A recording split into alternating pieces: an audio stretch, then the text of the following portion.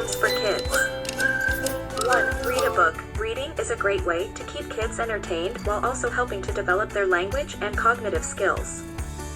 2. Arts and crafts. Kids can express their creativity by making arts and crafts using materials such as paint, paper, glue, and scissors. 3. Board games. Board games are a great way to keep kids entertained and also help develop their strategic thinking and problem-solving skills.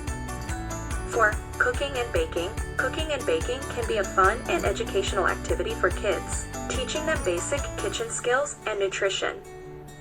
5. Virtual field trips. Kids can explore museums, zoos, and other educational sites from the comfort of their homes using virtual field trip options available online.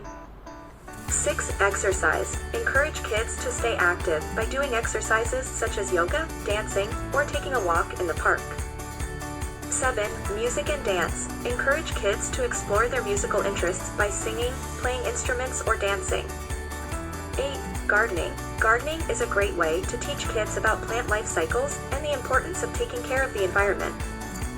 9. Writing and drawing. Kids can express their thoughts and ideas through writing and drawing activities, which can also help develop their writing and communication skills.